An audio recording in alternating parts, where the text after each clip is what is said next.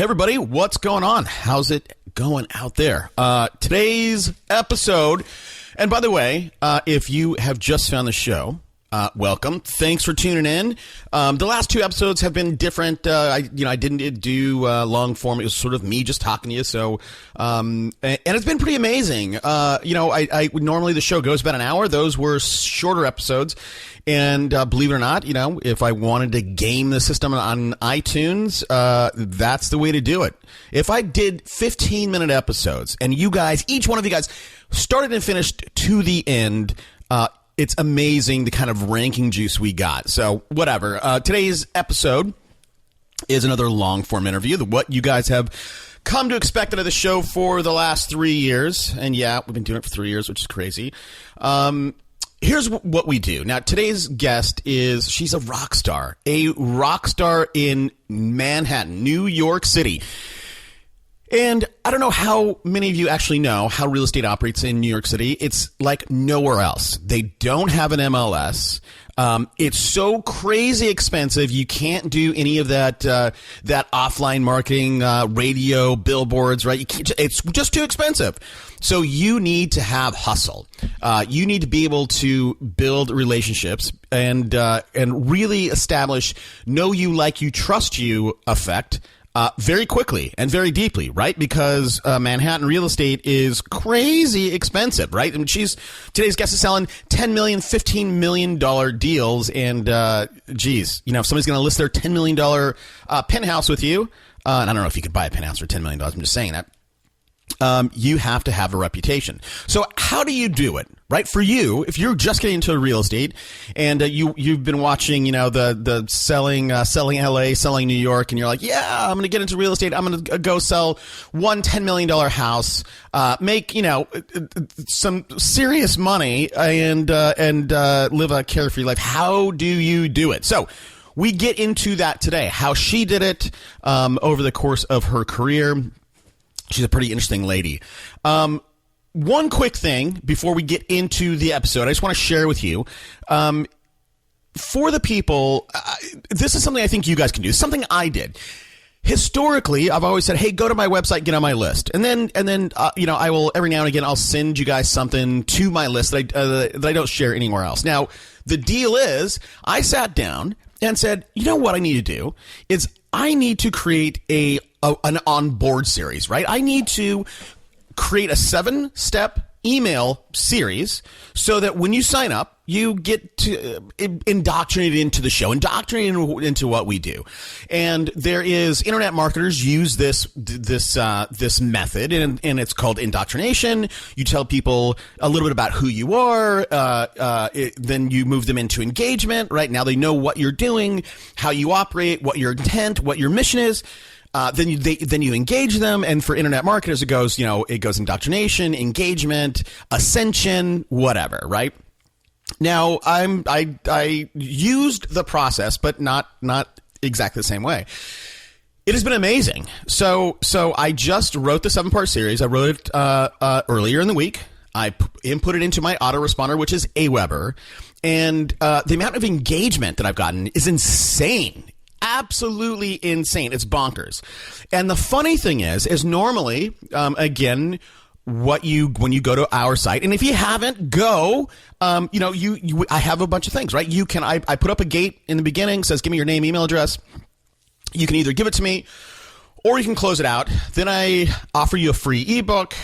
You can take it or you cannot. And then we have a free membership site where we have some scripts and some, listing presentations, stuff like that. It's all free. Normally every day I will get between, 7 to sometimes 100 new registrations every day. Now, I just did this. This engagement indoctrination series. My registrations have gone through the roof. I've gotten 4x in terms of engagement, but also in terms of registration. So I'm not exactly sure what's happening because I don't know. Some people are sharing it. I'm not sure. So here's the point. I'm not just trying to tell you what I've been doing. I'm trying to share with you something that you can and should do, right? When you do that hard-earned work and find somebody, whether you meet them at the grocery store, you meet them out in the world, door knocking, you cold call them, and you get that email address, you need to onboard them in this way, just like an internet marketer, right? Indoctrination. Who am I? What am I all about? Here's my mission. Engagement, ascension, right? Hopefully take them. An ascension for you guys could be I indoctrinate you, I engage you, and then say, hey, look, let's go meet for a cup of coffee. I'd like to learn more about you. But it's been incredibly powerful for us. I think it's something that all you guys should try. And you know what? Other than the $19 a month it costs to sign up for AWeber, it's free, right? So something for you to consider. And again, if you haven't been to the site, go to Super Agents Live. Join the conversation on Twitter. My Twitter handle is at Super Agents Live. And that's it. Hey, let's get to it. Welcome to Super Agents Live. This is the one place where you can come and hear the most successful people in real estate. You'll hear how these super agents built their businesses, how they stay productive, and how they stay motivated. Who am I? My name's Toby Salgado, and I made my first $1 million in real estate. And I'm your host for the next 30 minutes while we talk to yet another amazing real estate entrepreneur. Stay tuned. Let's go! Yeah! Today on the show, pretty excited about today's guest. Now, today's guest is in New York City, in Manhattan. I don't know how many of you know how real estate operates in Manhattan, but very different than how it operates everywhere else. There's no MLS. It's very fragmented. And that's probably the hardest place if you are going to go out and build a real estate business, to go out and do it. However, she has a team of 8. She's crazy successful. She does about $200 million a year, and she does everything: buyers, sellers, converts buildings. And she's she predicts trends. She's onboarded 70 people, brought them into the world of real estate, made sure they're successful. I'm thrilled to welcome Louise Phillips Forbes. Louise, how's it going? Thanks. It's awesome. Thanks so much for having me today. Absolutely. Here, Toby. So listen, I want to get into what you're doing. I want to get into, how you've cracked the code and just you're murdering out there in New York. But before we get there, I always want to know about you. Who are you? So take a minute. Tell us a little bit about the woman behind the machine. Okay. Well, I was born and raised in Nashville, Tennessee, nice little Southern girl. And I moved up to New York with my eyes on Broadway, the lights of Broadway. I came here to be a dancer. And like many people in real estate, I came in through the back door after a back injury.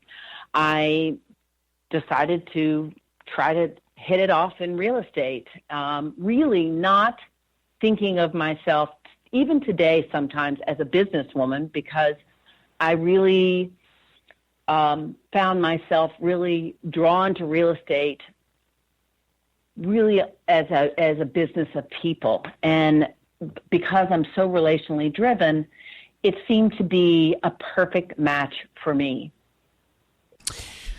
That's interesting that you say that. And I want to explore that in a minute. The whole notion that you did not think of yourself as a business person. I think it's unusual. Hold on. I'm just going to shelve that for a second. Let's talk about your dancing career. Shelve that for a minute. Yeah. Let's get to your dancing career. So, number one, right? I think most people kind of just fall into real estate somewhat similar to you, but you wanted to go, be on Broadway. How old were you when you made that trek and said, hey, I'm going to move to the big city? I moved in my 20s. Okay. And I'm just your date. You're giving me a clear date. I am 54. I wasn't going to do that to you. Okay, but you did it. That's fine. That's okay. That's okay. I danced for 2 small dance companies down south. I moved to New York, and I found myself doing everything but dance except for 1 million auditions. I did a couple of off-Broadway things, but really, my background, I have a background in special education and dance, and real estate is so far from those 2 things. It's amazing I'm as fulfilled as I am. So just again, I'm trying to get a sense of who you are. Were you, when it comes to your dance, I mean, were you classically trained in Nashville and went to New York, or were you just like, you just had a passion about dance and you felt you were good? I studied dance. I had a scholarship at the University of Tennessee. I danced for 2 small dance companies. I studied with Martha Graham.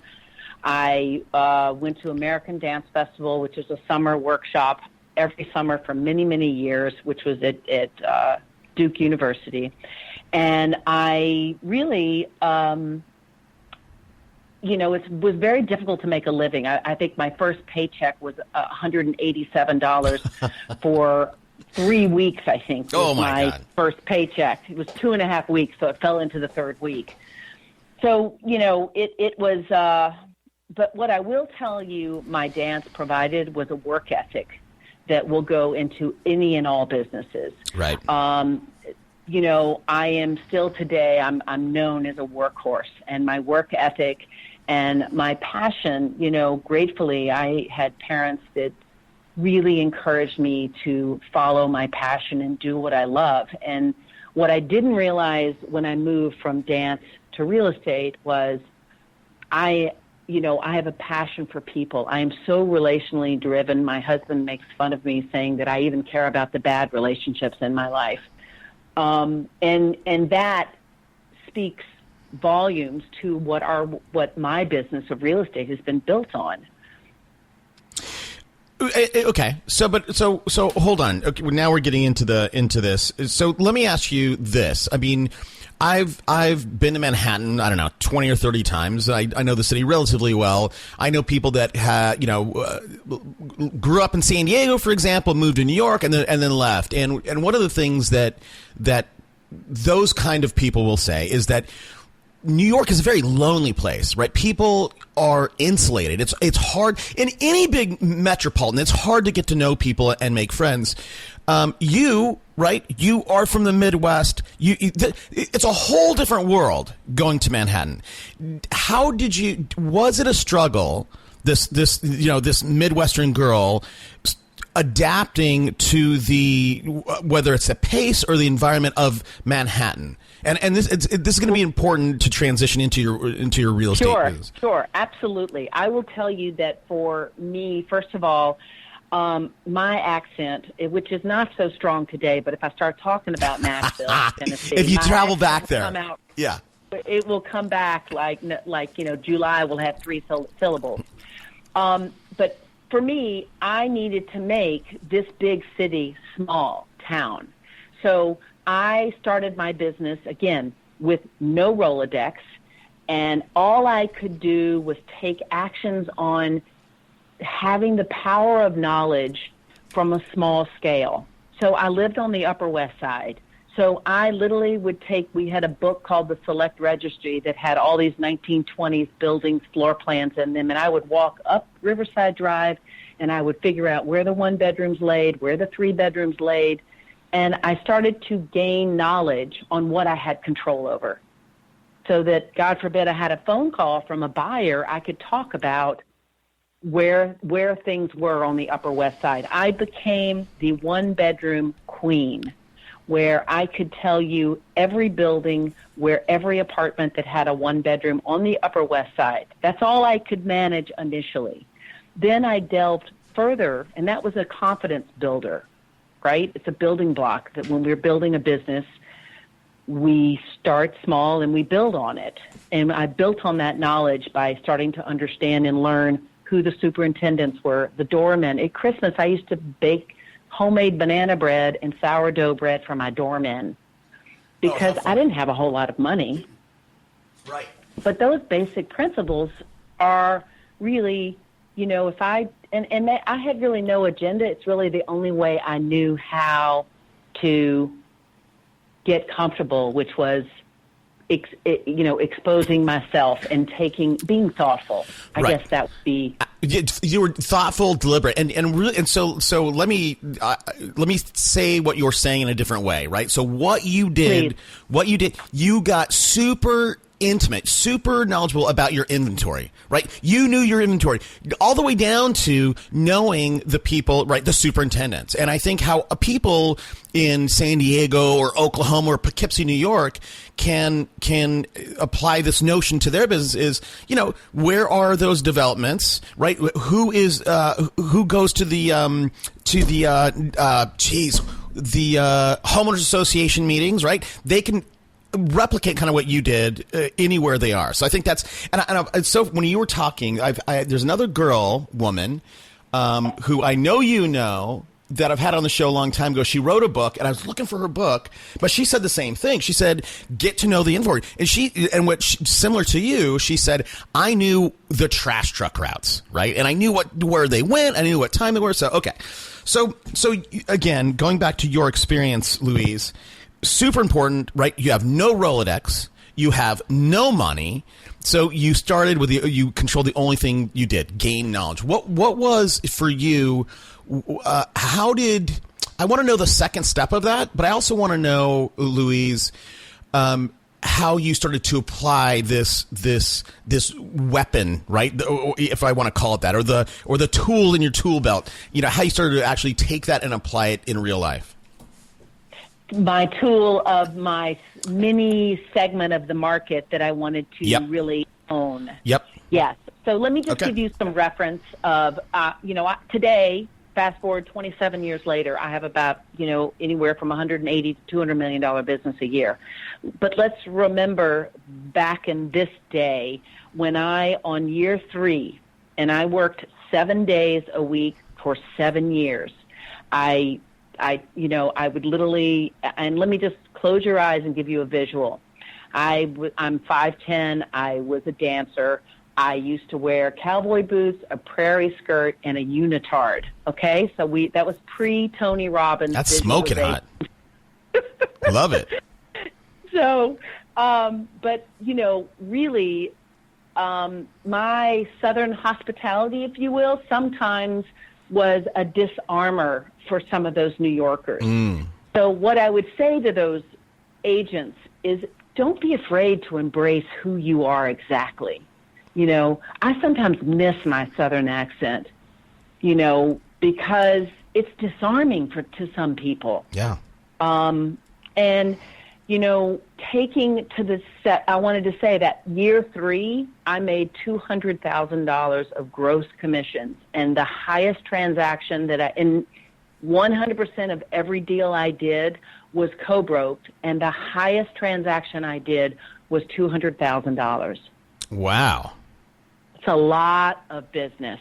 Yeah. I mean, that's a lot of transactions. Right. So once I had that knowledge, I had goal setting that, thank goodness for for something like Tony Robbins, which was helping me to visualize myself as a business person and helping me set goals for myself, which as a dancer, I never did. I mean, I certainly watched what I ate, and I, could work out so many hours or rehearse so many hours, but taking actions in a business organized manner, I needed to learn that. I'm sure you did need to learn that, but I have to believe that with, people from the South, right? You guys have a great work ethic, number one. You, especially with you being a dancer, I think somebody like you envisioned where you wanted to be. Like, you could see it. You're like, I want to be here. I would agree. Right? And then and then what you probably had to learn is just the mechanics of going, okay, let me outline, or what should I do with those stepping stones? Yep. I would agree with that. Absolutely. Okay, and so let me go back. Let me go back and talk about something you said, because you're saying all the right stuff, and I just want to make sure everybody gets it. So early on, you're intentional, you're deliberate about saying, I want to own the 1-bedroom market or something, something similar. And again, what you were doing was picking a niche. Right? Early on, you picked a niche, and that's so important, to pick a niche and then develop a USP around it. Was that just, I know you were intentional in doing that. Was that instinctual that you said, I need to have a niche? I think it was really wanting to master an area that I could feel 100% owning it. Got it. And I then expanded from that. I knew for myself I didn't have the confidence to represent sellers. So I wanted to be a buyer's broker before we even heard of that term. I was drawn to the idea of developing trust through education. And so I did not think of myself as a salesperson. I thought of myself as an educator, and I still do today. Those are my core principles of who I portray in myself and how I educate all the team players on my team. As we have a responsibility to be an educator, to know our product, obviously, but also be good listeners. Got it. Early on, again, I keep dragging it back to the back, because it's so. And I have to tell you that for somebody like you, when somebody hears, right, some of my listeners hear like, oh, $200 million, you're like, they can't envision that and they think, well, I can never be there, and I can't implement the stuff that Louise is doing now. But how did you?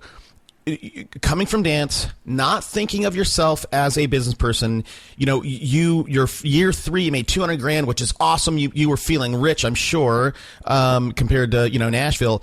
In order to do that kind of volume, that kind of production, you have to have systems and processes. How in the world did somebody like you, right, with your mindset, how did you develop that? I think that's where I think most people, even if they had all your skills, they would fail if they don't have the systems and processes. Well, I think part of that, there's what I'll also say is that I am very visual. I am dyslexic, undiagnosed until going into 6th grade. So I luckily have this incredible spatial memory that I found that I'm clearly in the right business.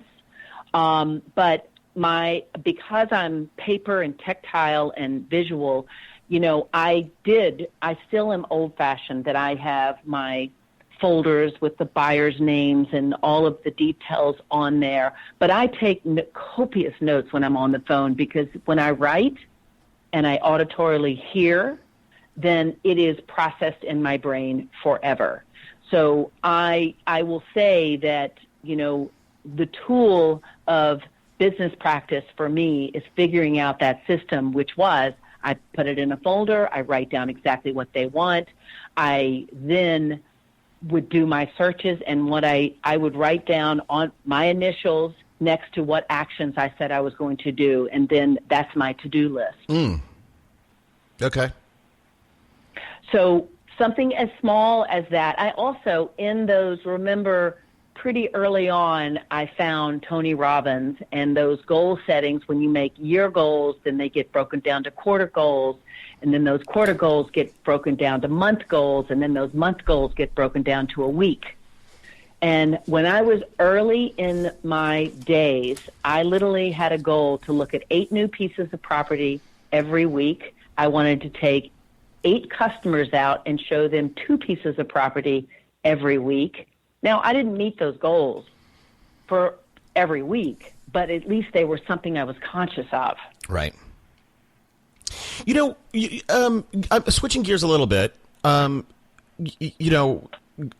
we talked about your accent, right? We talked about the way your outfits, and we established that, you've always been authentic. And I think especially in today's world, that's what people want. They want that authenticity. Right. And that's why I think Trump's doing so well right now, right? Whether you hate him or love him or whatever, the guy's authentic. Now, how I want to kind of overlay that onto you, Louise, is the fact that you're very relational driven. You didn't see yourself as a salesperson. So was making that transition to you have these goals. I'm going to show 8 people 2 properties, or 2, 8, however that was. When it came time saying, here, sign this contract, was that tough for you?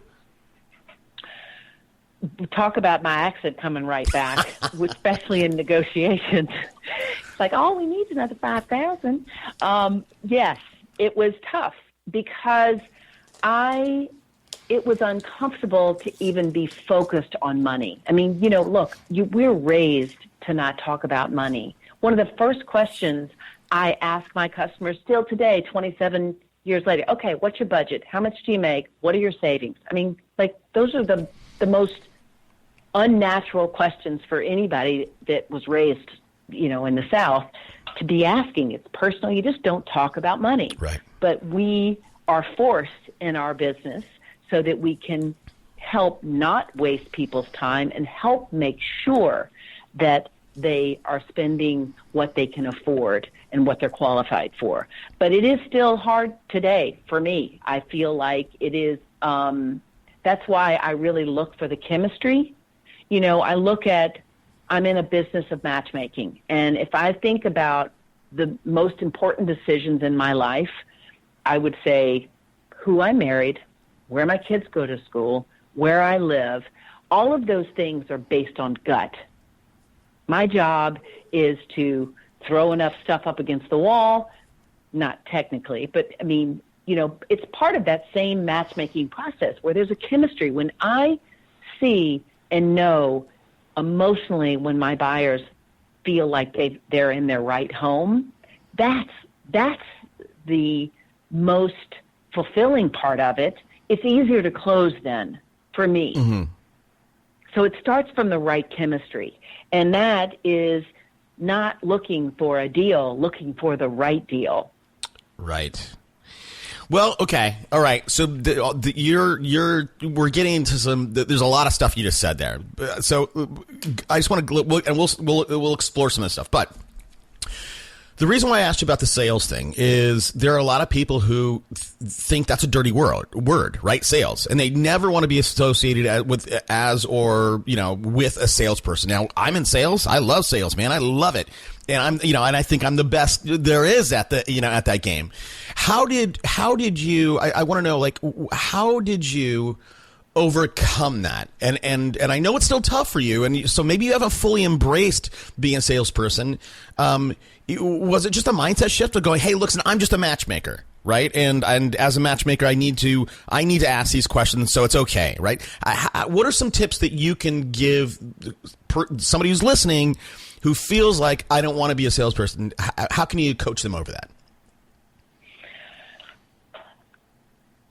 Let's see. Let me answer that sort of when I sort of close my eyes and I think about when I'm in this situation every day, which we are, is sometimes I feel like I'm in the middle of a negotiations and I ask the questions where I play the devil's advocate.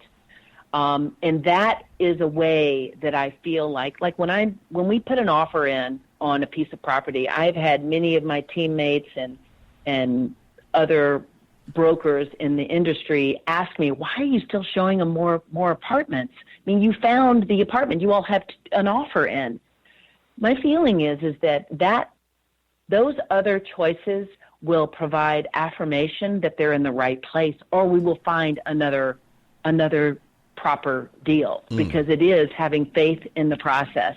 And I use that word from the moment I meet my clients, which most of the people I would say 90% of my business are personal relationships, people that I've done business with in the past or friends of friends. So having faith in the process is something that, it's kind of a joke. I say that multiple times, and it's part of it is really helping myself go through the checklist of, is this the right place for them? Is this the best deal that we can get for them? Is this the right location for the life that they want? Because I usually do know them. Okay. So I'm not sure that I've really, the tips for the dirty word of being a salesman is really having your agenda be aligned with what's best for them. Okay. Because when you feel like you have done the best that you can do for them, that it's usually united. And that I'm not a salesperson at that point. I'm an educator, and I've done my job educating them to the best choice for them. That's a great answer. I love it. Okay. So then I get into this. Again, you being a relationship person, you put an offer in, but yet you want to affirm that decision. How in the world, Louise, do you manage your time? Because from a time management perspective, right? And that's the only thing. I mean, for you and me, like money, we both have an abundance mindset. And I want to talk about that for you in a second. But look, money's renewable. I don't care, right? But time is not. How do you manage your time? Well, managing my time, I think, starts off with what I'm going to say the first thing that I know, which is I have been an athlete my entire life. Having 20 years, since I was 3 years old, I danced. I'm going to say my exercise routine and my diet is the first thing that I do to start my day off right. It manages my stress. It keeps me focused. And I then am able to attack my to-do list, which is an abundance. I will also say that over the years, in the 1990s, after being in the business since the late 80s, I started to acquire and build a team of individuals. And I have weekly meetings where at some point, sometimes I have 25 and 30 and 40 listings, and I have 10 to 15 purchasers that I'm working actively, or I'm launching an entire building that has 30 units in it. All of those things take, one, being organized, and I have to start my day with exercise and eating properly. I know that sounds as simple as it is, but that is how I start my day to organize myself. I do have weekly meetings with my teammates, and we have a dividing and conquer. So every exclusive agreement that Hold I on, have... wait. Hold on. I don't want to get too far. I don't want to get too far away from that. Okay. So let's Sorry. talk. No, that's okay. So can you get into a little bit of detail with that morning routine, and what time does it start, and what does that look like? I got up this morning at 5:30. Okay. I have two not so small anymore, but a 10-year-old and a 12-year-old. So I work out anywhere between 6 o'clock in the morning to 7:30 in the morning, because I rotate with my husband so that we can be there for breakfast with our kids. And I'm usually at the office between 8:30 and 9. I used to be in the office pre-children before 8. Okay, and then you're like I asked you when we're doing our audio checks what you had for breakfast, but I know diet's important. I mean, you probably still look fantastic at 52 or whatever you are. What does that diet look like? Like I said today, I had what is called a juice generation, which is this huge green drink, which is kale, spinach, apple, celery, and ginger. Okay, and I had 2 poached eggs and a half an avocado. Oh, wow. And obviously, a jolt of coffee. That's interesting. And so is that just stuff that you go to the grocery store and just buy a little bit of kale and you throw it in the juicer, or is it like a package? I do. No, I go to a specific place to get my juice generation. Eggs I sometimes take with me. That was poached. I happened to have breakfast with my husband this morning because it was his birthday this past Friday. Oh, so good. we treated ourselves. Okay. Who, by the way, is also a serial entrepreneur. Good. I'd love to meet them. Is it what industry? He is in a tech startup right now, which is his third business, and it is called Higher Art, and it is sort of mainstreaming through technology recruiting in a certain niche of the business, of the industries. You would actually enjoy his look on his business. He's a salesperson, although he thinks of himself more of a strategy thinker. All right. Well, and yeah, I'd love to talk with him for sure. Okay. But I don't want to take any of your precious time away.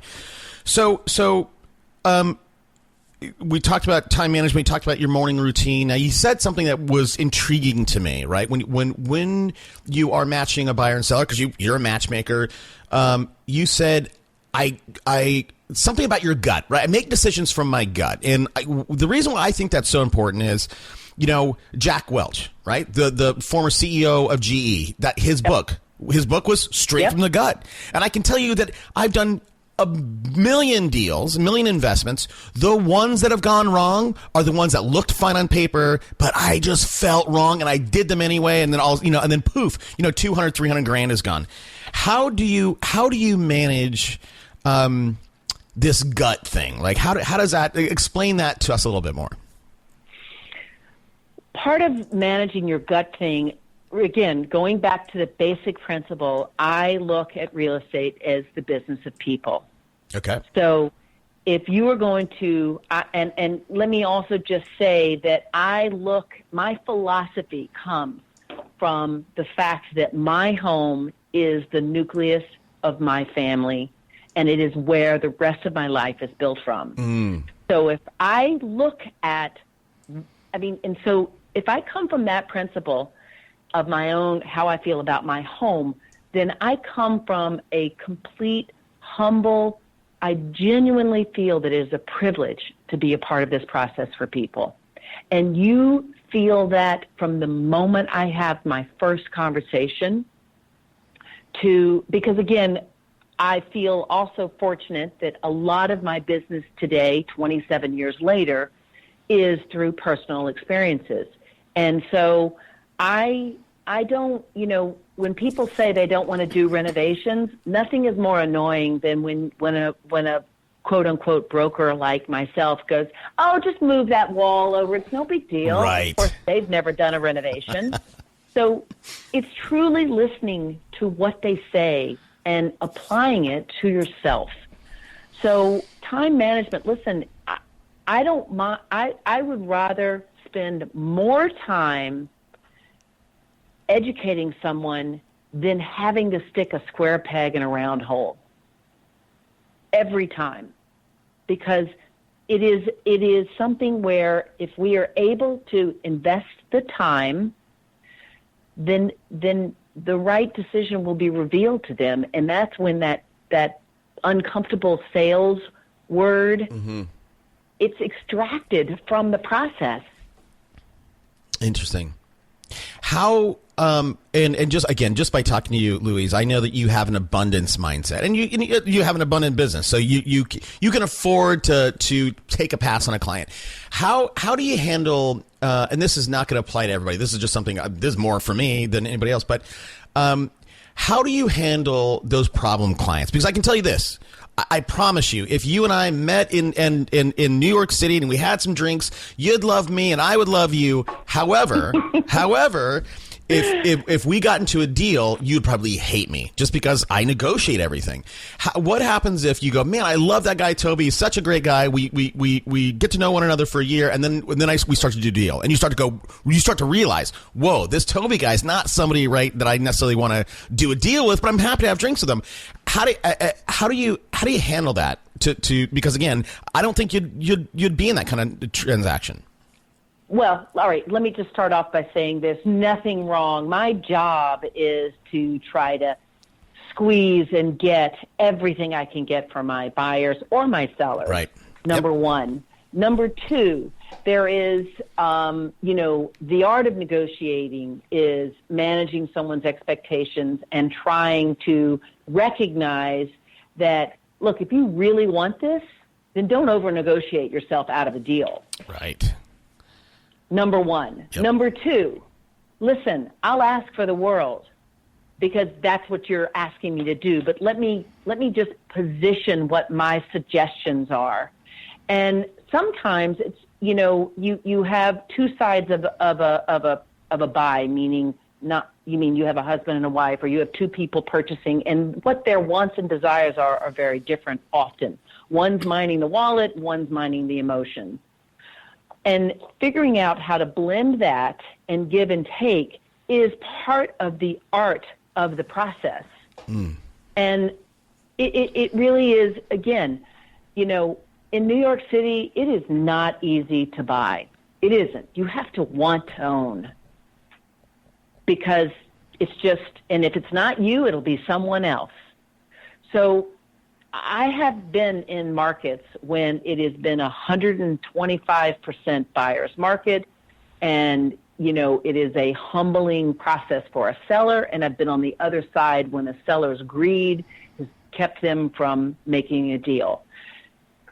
You just have to, that's where I think the patience, and sometimes you have to listen to the inflection and the tone of someone's really understanding and knowing your buyer or your seller and picking the battles. And you may need to lose 2 or 3 or 4 places till that lesson is learned. And that's where the art of, I'm a big believer again in, it's about the right deal and having faith in the process. Yeah. And I say, listen, we can throw a bunch of stuff up on the walls. You know, I love it when I have 3 choices, and I like to put 3 offers in on 3 different pieces of property, because then I can tell the other broker, hey, you're one of 3 deals we like. Let's cut to the chase because this is their first choice. Nothing. I mean, that's awesome, but that you don't always get that. Yeah, no, that was great. I mean, I love that answer. The art of the process, and that, I mean, I was perfectly framed. What, you've been at this, and again, New York City and selling real estate in New York is like nowhere else. What's something now? Some hard-earned piece of wisdom. Now I'm setting you up. I don't mean to set you up. What's something now that you wish you would have known when you started? Wow. What is something that I know now that I wish I'd known when I started? I would probably say that when I started in the business, they were not teams. Brokers just fumbled through this process, learned. I mean, I'll never forget the first real estate attorney on my first deal for $62,000 on West 80th Street, walk up. Wow. That I was like, what's the difference between a co-op and a condo again? I mean, if I could have had the privilege to be a part of a team like the team that I have today, wow. The time value of money would have probably been 7 years. Got it. I agree. I 100% agree with that. And I think so again, I think that was an echo statement of what I said earlier, right? Money's renewable and time isn't. Here's what I see in the market, right? I see all these people bumbling through, whether they're brand new or they've been at the business 2, 3, 4 years or whatever, and they fail to invest themselves. And meaning that you could go join a team if you're brand new and learn a certain amount there. Or you can hire a coach, right? Like you and I both know Bob, and Bob, coaches me personally. Guys like Tim Harris. I mean, there's lots of coaches out there that, for $1,000 a month, which is not a lot of money, but it's a check for some people. You can cut that learning curve. Why don't more people think, and I guess enter this business like a business, go, look, let me just buy my way to optimization, if that's not really necessarily the right word, right. But you know what I'm saying. I understand. Listen, I think that one of the things that as an entrepreneur, as somebody who built this business off of sweat and time, and nothing came easy to me, quite frankly, with my dyslexia, that, as entrepreneurs, I think one of the biggest learning curve for people who want to build a team or be a part of a team is for that original entrepreneur to let go of that it's their business. It is my business, but it took me a good decade before I felt like I owned it, and I was not fearful that maybe my assistants or my teammates would leave. If you pay with generosity and you have faith in the process, whether it's within your own team and in your own business, I treat my teammates the way I want to be treated. I invest in the industry people around me, because when we're in a tough negotiations and I've jumped through hoops to get them into other listings of mine for the last 5 years, and I'm in front of them and they have a decision that they are going to advise their owners, they're going to remember how I treated them all those years before. That is something that new brokers forget, that we buyers and sellers, they're here today and gone tomorrow, but we have each other. And that's an investment in ourselves that we should be giving to build your business. And that's a shortcoming that new agents, I think, forget. Yeah. No, that's good. That's 100%. And look, I don't want to get too deep in this, but across the nation, right? Here's the deal. And in the market right now, and we do radio. We have a radio agency. We put agents on radio and television. And so, I get a very good sense of what's happening across the nation in a ton of different markets. What we're seeing right now, increasing days on market in the upper range, while the lower range is still on fire. We're seeing a rise in, a decrease in new purchase money purchases, despite a rise in HELOCs. And to me, if I put all those pieces together, it's starting to look and feel a whole lot like, 2007 again. Do you think we are at the end of a bubble? And how are you going to shift and shimmy your business once that starts to burst? Well, again, let's just start off with Manhattan is probably, I look that many, many markets look to Manhattan as a blaze trailer, So what happens to our market is the beginning to many other markets, is a domino effect. What I will tell you is that for the first time in many, many years, 68% across the country, it is cheaper to own today than it is to rent. So we have multiple, the single women market is up 60% according to the National Association of Realtors, that they are purchasing 60% more than the single men across age. We have millennials that are representing 25% of all, actually more than 25% of all acquisitions. Mm-hmm. We have international money that's maybe not now going to be going to London. It's going to be looking at Portland, Oregon. It's going to be looking at Austin, Texas. It's going to be looking at Chicago. Yes, it'll be looking at New York City. Maybe they'll also continue to branch out to other frontiers out in the outer boroughs of Manhattan, because we still are the most stable economy in the world. And I personally believe that it is still today and will always be an American dream to own your home. I mean, my parents were Depression kids. My father was born in 1913. Wow. My mother was born in, I know, I'm not a mistake, by the way. And my mother was born 10 years later. They were Depression kids. Everything they did was for our education and to own their home. And those simple goals and dreams are not going to change. And we have interest rates that are going to facilitate that. That does not mean it'll be forever. Right.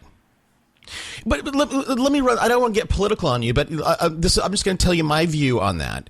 And I think that, that American, and by the way, so you're 52, I'm 46. 54. I know. I was pulling it back a little bit for you, Louise. That's okay. I like that. You're embracing it. That's good. So I'm 46. Okay. So we're not too different. But, what I see in terms of like these millennials, right? So if we go back and so we're recording September 12th, 9/11,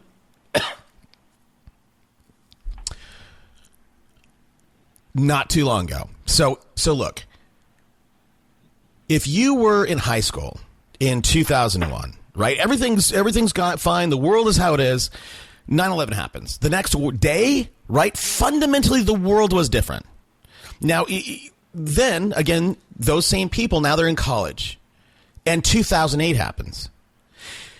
Those people who are now 32, 30, those millennials, I don't think they believe in the American dream anymore. Those people don't believe that anything is secure.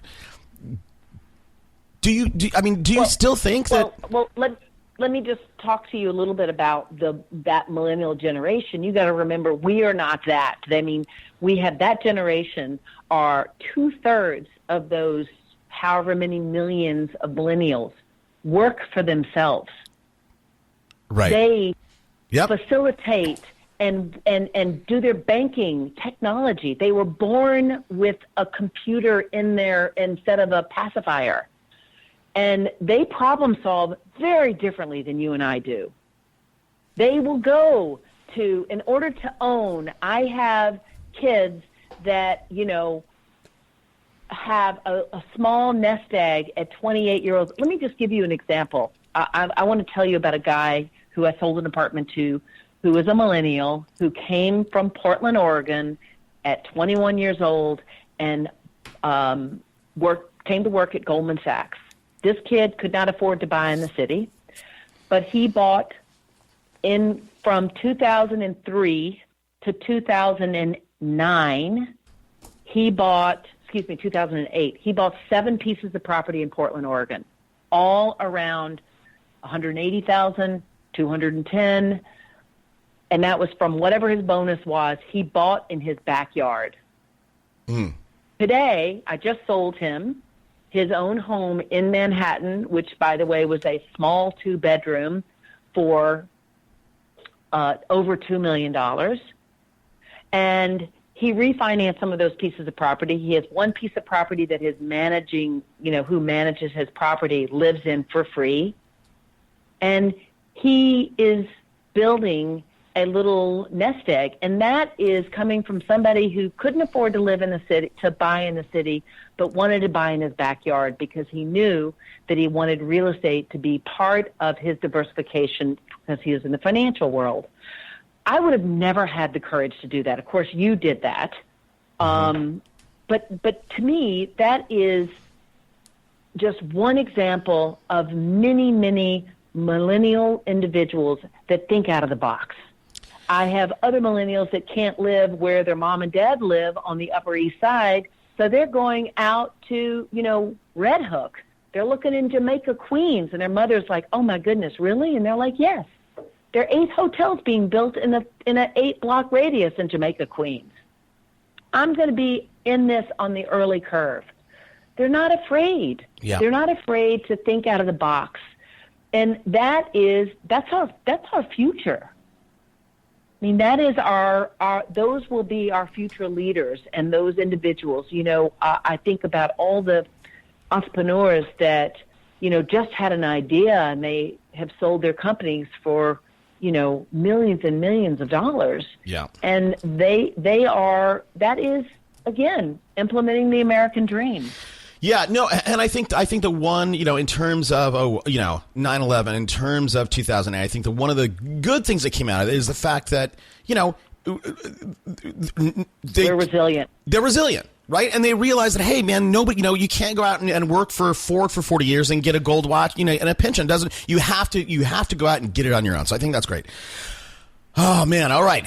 Look, we got to start wrapping up. I always ask for a book recommendation. So here's the setup.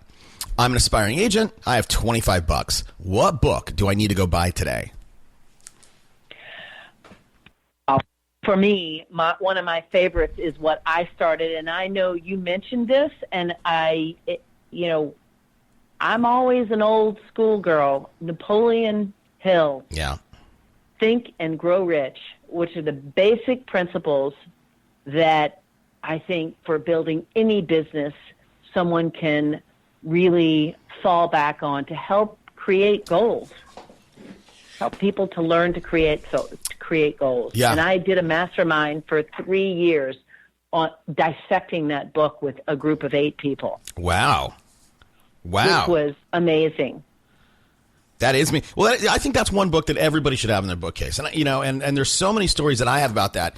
And I'll tell you a quick one. Again, I'm a Tony Robbins guy as well, and I write everything down, like, very much visioneering, and Tony talks about that. Of course, Napoleon Hill talks about that.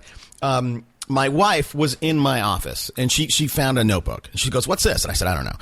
And I open it up and it was a notebook that I did like 15 years ago, maybe 20 years ago. And I said, I listed all my stuff, this, and this, and this. I don't think I've ever looked at that notebook since I wrote it down. What was amazing was I really followed that principle. What do you want? Right? White hot burning heat around, that thing that you want. I'd accomplished like 80% of those things. Even though I wrote them down once, I did the exercise and never looked at it again. So I'm a huge believer in Napoleon Hill, Think and Grow Rich. So everybody, if you haven't bought that book, if you haven't read it, go get it today. You should own 2 copies. And if you, Amen. Yeah, and you can get a free copy using our link. Just go to audibletrial.com/superagents live and get a free copy. Hey, Louise, I always encourage my audience, if they've got anything out of this, reach out and say thank you to you. So where can people find you? And maybe, you're growing a team, right? You're somebody that I would want to work for if I was just starting out. So where can people find you, Louise? You can find me at louisephillipsforbes.com. I am Executive Vice President at Halstead Property, located in Manhattan. And my email is lphillips@halstead.com. Awesome. Well, I'll kick off. Thank you, Train. Thanks, Louise. I appreciate it. I know you got a ton of stuff going on out there in Manhattan. I appreciate you carving time out of your day. You are the best. Such a great time. Thank you. All right. Talk to you soon. Let's go.